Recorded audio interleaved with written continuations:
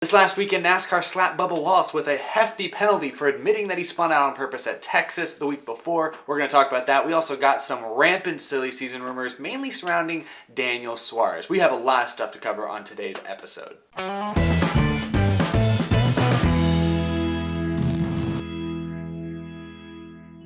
How's it going, y'all? My name is Eric and welcome to Out of the Groove. Look at me, I combed my hair today. Actually, I just took a shower. That's why it looks like this. I should probably put a hat on, honestly. Well, perfect. How about today's sponsor, Forney.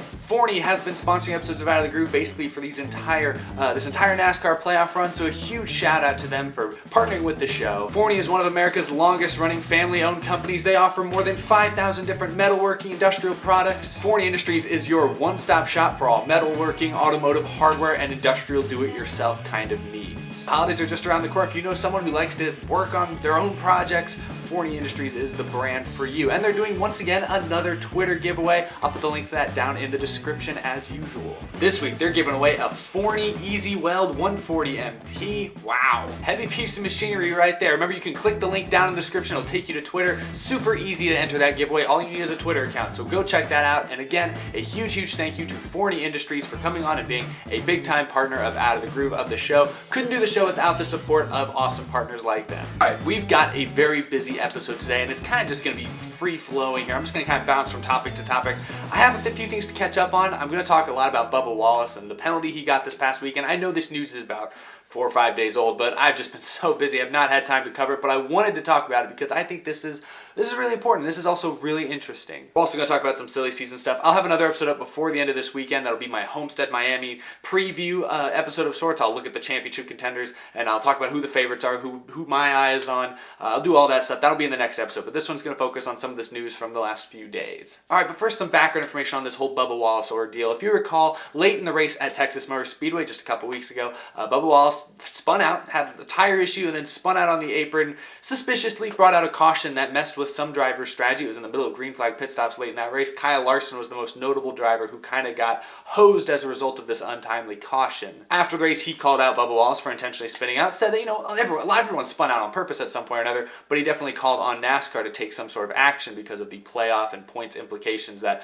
Bubba's spin caused. NASCAR said over the next couple days that they didn't want to get into the business of policing whether a spin was intentional or not, because that's a judgment call. That's a very large, very gray area that NASCAR doesn't want to get in the business of enforcing. So NASCAR made it sound like they were not going to penalize Bubba Wallace. They had no intentions on giving him a penalty for the incident at Texas. That wasn't until NASCAR reporter Dustin Long ran into Bubba Wallace at Phoenix a week later, this past weekend, and caught Bubba saying this to him on camera. You did what again? I learned from Brad and Joey. So are you worried about anything, or? Like what? Until they do anything, no. Not the only one to do it. So there's Bubba Wallace basically admitting that he did spin on purpose in so many words. He's also citing how Joey Logano, a week earlier at Martinsville, also had a tire issue, also seemed to spin out possibly on purpose to keep himself from losing too many points. So Bubba Wallace citing kind of like what Larson said. A lot of drivers have spun out on purpose or somewhat intentionally at some point or another in their careers. So Bubba Wallace kind of backed that up, but basically admitted that yes, he did wreck on purpose at Texas because he didn't want to hurt his finish as bad. And immediately after that video surfaced, within 24 hours, NASCAR slapped Bubba Wallace with one of the heftiest penalties in recent NASCAR history. 50 driver points and $50,000, which back in the peak of NASCAR, the top guys were making millions a year. $50,000 is not that big a deal. I don't know how much money Bubba Wallace is making, but $50,000, he's going to feel that. When Joey Logano was asked about his spin at Martinsville, he just said that, yeah, he had a tire issue and that the car was hard to control. Didn't admit that it was on purpose or anything like that. Think back to 2014. This is one of the most glaring examples I can always remember. 2014 Talladega, Kevin Harvick was in danger of missing the next round of the playoffs. On the final restart, he was down a cylinder, I think it was, and basically just hung a right, wrecked Trevor Bayne, wrecked a whole bunch of cars.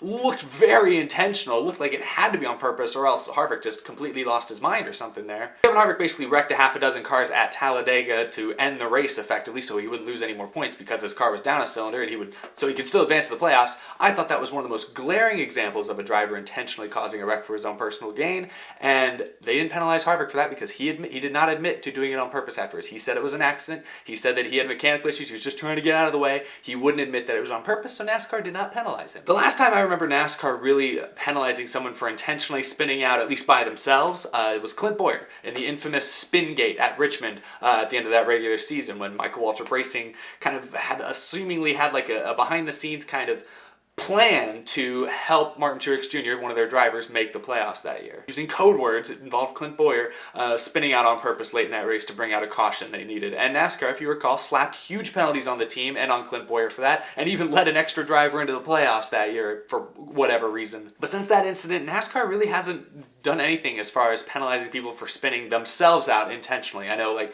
when people wreck other drivers intentionally, they've obviously still thrown penalties out for that in recent years, but they have not penalized people for spinning out on purpose until now with Bubba Wallace, and it seems to be only because he admitted it. So here's the weird precedent this sets. Apparently you can video game it and intentionally spin out to cause a caution as much as you want, and as long as you don't admit it, NASCAR is not going to fine you or give you any sort of penalty. And I think that is a very odd precedent to set. Personally, I know we don't like when NASCAR is forced to officiate within a gray area. We like it when things are hard to find. We don't like, with pit road speeding penalties, we understand. If a guy gets caught speeding, it's like, well, yeah, they went over the speed limit. That's a penalty. But like with the uncontrolled tire violation that NASCAR kind of cut back on this year, people didn't like that because it was a judgment call, and sometimes it looked like NASCAR would obviously get it wrong. Other times it looked like they would selectively enforce it. This would be another gray area call, and I hate adding more gray area calls to NASCAR. I don't like giving them that much control, that much power.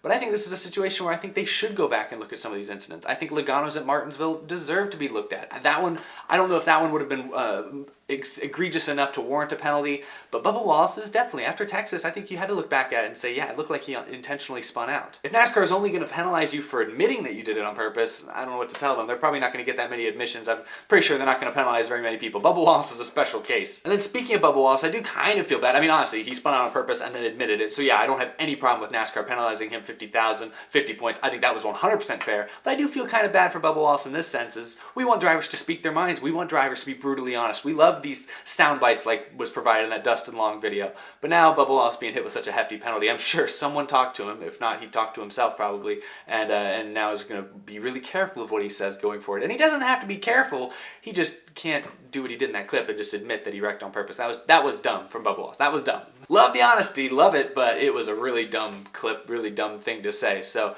I don't know. That's really my just take on that whole thing. Just kind of a recap of it, a review of it, because I feel like that was something that was swept under the rug pretty quick by the mainstream, top NASCAR media, mainly because they're focused on the playoff battle and everything, and they don't want to talk about penalties, especially when it's regarding a guy who's like 30th in points. But I want to talk about it on this show, so there you have it. Let's talk about some crazy silly season rumors I've heard, because this is getting out of control. All right, so NASCAR silly season is mostly over. Most of the big names, we know where Christopher Bell's going. We know about the Stenhouse-Chris Buescher swap. We know about all that stuff. Stewart-Haas Racing's mostly locked down, but the one driver they still don't have a contract for 2020 is Daniel Suarez. Now, according to Bob Pockrass, last couple weeks, that was when Stewart-Haas Racing, Eris, Daniel Suarez were all kind of sitting down and negotiating. Eris being a major partner for Suarez, they're really the only reason he's in the 41 car to begin with. They all sat down and had some 2020 negotiations, but here we are. A couple weeks have passed now, and we have not yet heard anything, and it still sounds like it's pretty much up in the air as far as whether or not Suarez will be back with SHR next year. Here is my theory. Given what Gene Haas, Tony Stewart, those guys over at Stewart-Haas Racing have said in recent years, I think if Cole Custer rolls into Homestead, Miami here in a few days and wins the Xfinity Series Championship, I think they'll find a way to put him in that 41 next year. I think if Cole Custer loses this championship, which, he has a 75% chance of losing, it's 1 in 4 chance. If he loses this championship, I think there's a good chance he stays in Xfinity for another year, which would be a shame, I think, especially if Suarez still stays in that 41 when he's done absolutely nothing in that car in this year or in the Joe Gibbs equipment. I think it'd be a shame, but that's what I think is going to happen. I think if Custer wins the Xfinity Championship this weekend, I think Gene Haas, Tony Stewart will find a way to get him in that 41 next year. I think that will be what gives Suarez the official boot. If Cole Custer loses, if Christopher Bell or Tyler Reddick or someone else wins the championship on the Xfinity side, I think Custer very likely might stay in the 00 down in Xfinity for one more year. But I have heard some very unbased rumors, but I've heard a lot of them from some semi-reputable sources. I'm not going to say, I haven't heard from any like Adam Stearns or Bob Pockrass or Jeff Glucks or anyone from NBC, or I haven't heard from anyone super notable, but I've heard just a few of these rumblings from places that have been accurate on some of their rumors before, that Daniel Suarez has a couple other possible landing destinations if this SHR deal falls through. I've heard a couple really random teams, honestly. I've heard RCR would open up a third car if Suarez was able to bring in Eris money. You know, I know Richard Childress has said all year long, or said earlier in the year at least, that he would be open to running a third car, presumably for Tyler Reddick at the time. I think Richard Childress wanted to run 3 cars next year, one for Austin Dillon, one for Daniel Hemrick, and one for Tyler Reddick.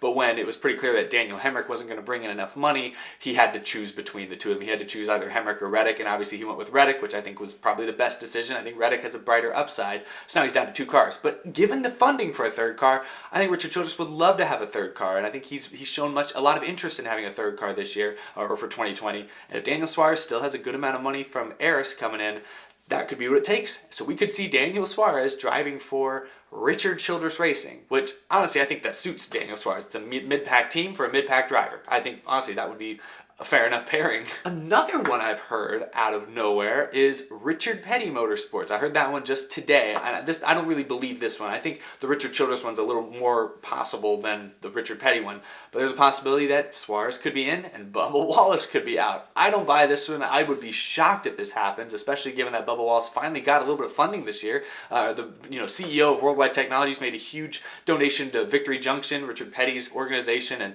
basically used that 43 car, used that money as sponsorship for the 43 this year. So they got a boost in funding midway through this season. Not a big boost, but a boost in funding midway through this season. I tend to think Bubba Wallace is going to stay in that car, at least for next year. He has a contract for next year. I know they can always be voided. People can get fired. Things are always in limbo. But I would be shocked if Bubba Wallace isn't in the 43 in 2020. That's just me. But I did hear a rumor that Suarez could go to the 43. I don't think there's...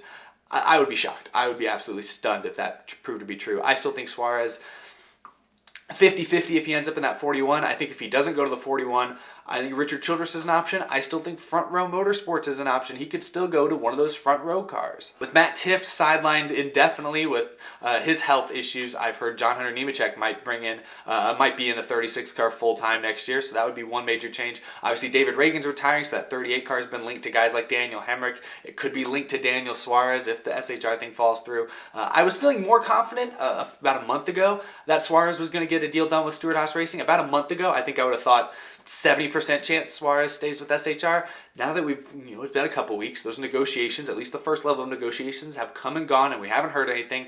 I'm starting to think, maybe it's more 50-50 that Suarez stays with Stewart-Haas Racing, but we'll have to wait and see on that one. That's kind of the last major domino to fall, I think, in this silly season. A lot of the stuff kind of got worked out pretty early this year. I'm impressed. Let's not forget that Go Fast Racing is going to be an aligned team with Stewart-Haas next year. They're increasing their technical alliance with Stewart-Haas Racing, so I hope Corey LaJoie stays in that car. I like Corey LaJoie. I think it'd be cool to see what he can do in somewhat competitive equipment next year, because I think that 32 car could be a decent race car. Might have top 5, top 10 speed more weeks than it's ever had in the past. So I'd love to see Corey LaJoie get a shot down there. But I don't know. I think if the 41 doesn't go to Suarez, it'll go to Cole Custer. And I think if Cole Custer wins at Homestead this weekend or wins the championship, I think it's 95% chance we see Cole Custer in the 41 next year. I honestly think that's where Gene Haas and Tony Stewart are kind of at right now, especially Haas. I think he's looking at this weekend's race at Homestead as kind of like a earn it Cole Custer. I mean, he's won like 7-8 races this year, something like that. But he's got to win the championship, apparently, to earn it. That's, I think, where their head's at. So I think that's what it's going to take for Cole to finally make it to the Cup Series. They've long said for a couple of years now that they weren't going to put Cole Custer in a Cup car until he could win consistently in Xfinity. He's winning consistently this year.